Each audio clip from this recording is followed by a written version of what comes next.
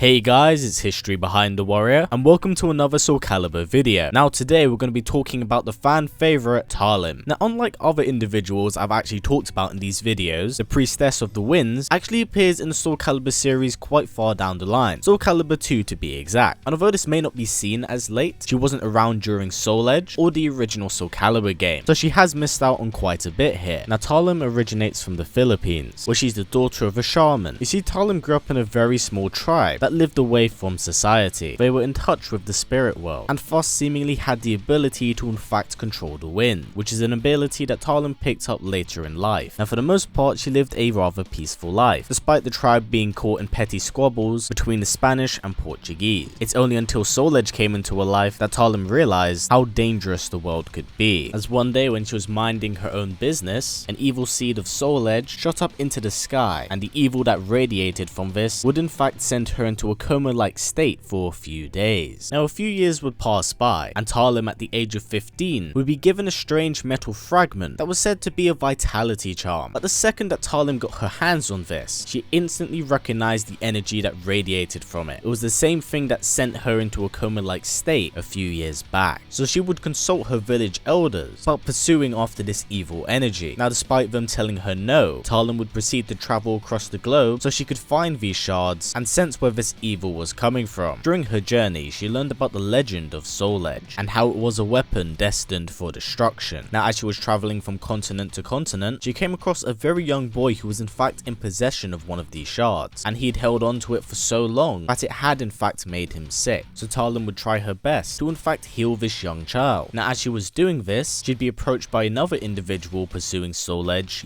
Sung. The reason he'd in fact come here was to question the young boy about the whereabouts of Soul Edge, but as you would expect, the young boy was far too ill to communicate. So over the next few days, Talim and Sung would try their best to help this boy recover, but it became increasingly difficult as Soul Edge's control continued to worsen day by day. It got to the point where Talim was in fact forced to release all the dark energy within him at once so that he could survive. Although the young boy was hesitant at first, he didn't have any other choice, and thus followed through the procedure, to which he survived. Now after this, she would call to the winds to guide her, to which she learned that she would have to travel west in order to find Soul Edge. Now during her journey, she traveled with Sung, as he was in fact interested in obtaining the sword, but was very naive to the weapon's corruptive nature. Now each day Talim would try her best to convince him about the dark nature of the weapon, but he believed this to be nonsense. But until one day, they came across Song, who was in fact close friends with Sung. She also had learned about the corruptive nature of Soul Edge, and thus agreed with Talim, much to Sung's displeasure, and unfortunately because of this, he would depart on his mission alone, leaving Talim and